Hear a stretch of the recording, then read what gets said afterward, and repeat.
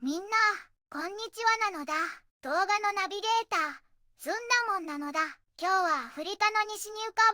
ぶ美しい島国、カーボベルデを紹介するのだ。ねえねえ、知ってたのだ？カーボベルデって名前、ポルトガル語で緑の岬っていう意味なのだ。でも実は、島のほとんどは火山でできた茶色い大地で、緑はとっても少ないらしいのだ。びっくりなのだ。ちょっと意外だったのだ。今日はそんなカーボベルデの最新ニュースを全部で3つお届けするのだ。中でも特に注目なのが3つ目のニュースなのだ。サル痘、航空管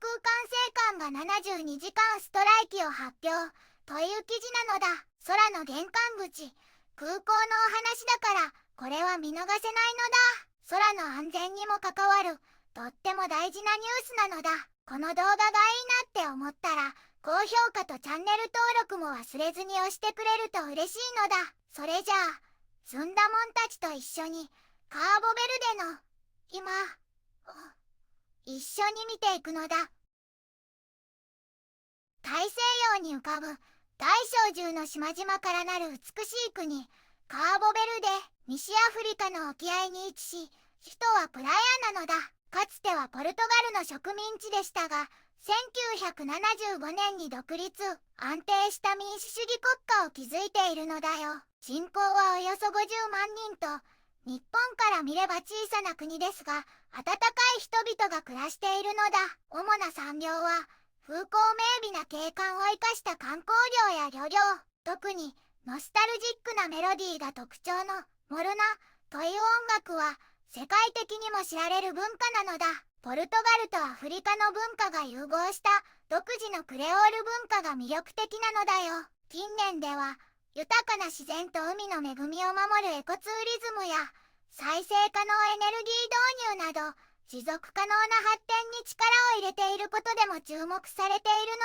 のだ。手つかずの自然と文化が息づく魅力あふれる島国なのだ。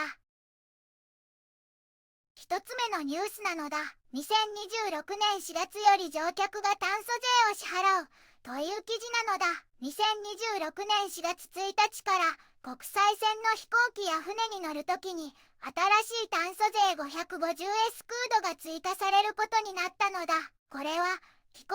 変動の緩和や適応策の資金にするのが目的なのだ。具体的には国際的な航空便や化石燃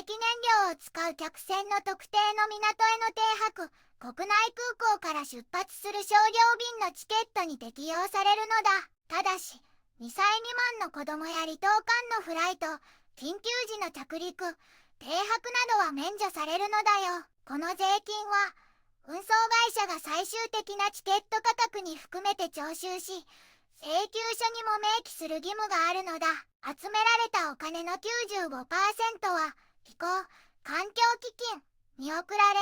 エネルギー転換や気候適応プロジェクト、持続可能性の取り組みに使われるのだ。残りの 5% は、徴収にかかる費用として航空局や港湾当局に支払われるのだ。この税金は、名目上の価値を考えると経済への大きな影響はないと見られているけれど、乗客みんなが直接、地球の環境持続可能性に貢献できる、素晴らしい仕組みなのだ。政府は2027年3月31日までに、この制度の経済的、環境的影響について調査結果を議会に提出し、必要に応じて見直しも検討する予定なのだ。二つ目のニュースなのだ。保健大臣、新任の保健代表者とリベイラ、ビーニャ治療共同体新所長を任命、という記事なのだ。保健大臣さんが新しい保健代表さんたちと治療共同体のディレクターさんを任命したのだ。11月27日、サル痘、モステイロス、サン、ローレンソ、ドス、オルガンスの3つの地域に新しい保健代表さんが選ばれたのだ。そして、サン、ビセンテのリベイラ、ビーニャ治療共同体にも新しいディレクターさんが誕生したのだ。具体的には、モステイロスにベラ、ロドリゲスさん、サル痘にマヌエラ、リマさん、サン、ローレンソにバネッサ、ロッシャさんなのだ。治療共同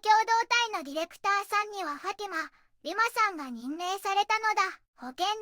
臣さんによると、新しく任命された方々の主な任務は、それぞれの地域の保健サービスを組織的にもっと良くすることなのだ。ただ病気を治すだけじゃなくて、外交やいろいろな分野と協力して、国の保健目標を達成するために動くことも大事なのだ。新任の代表さんたちは、透明で効率的な運営、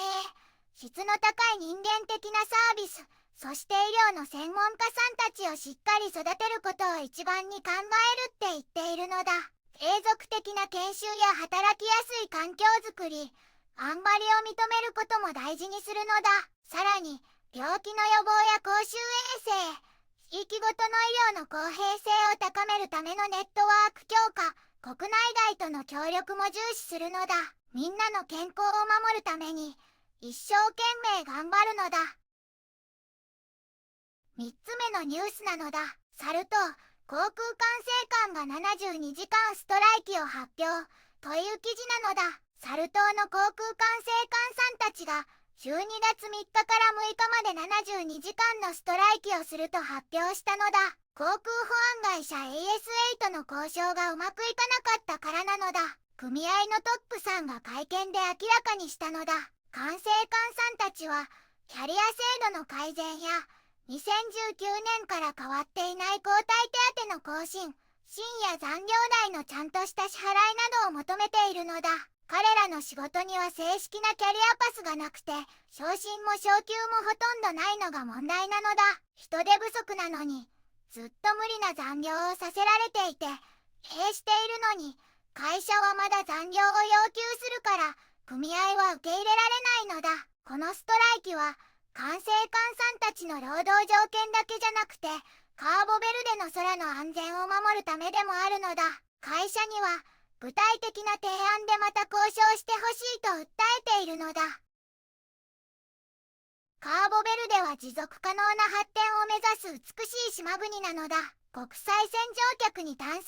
税を導入して環境に貢献したり、保険の人事を刷新してサービス向上を目指したりと、活発に動いているのだ。その一方で、航空管制官さんが労働条件改善のためにストライキをするなど、様々な課題もあるのだ。小さな国だけど、これからも目が離せないのだ。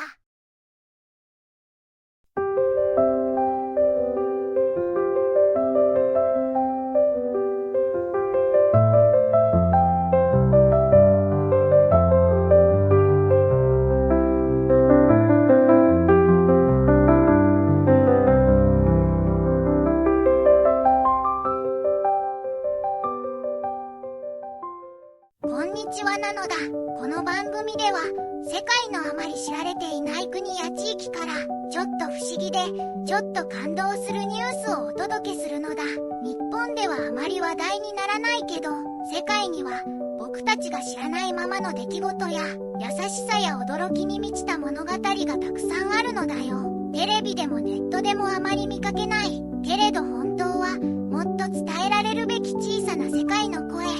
そんな声を僕と一緒に見つけに行くのだ。さあ、一緒に知られざる世界の旅を始めるのだ。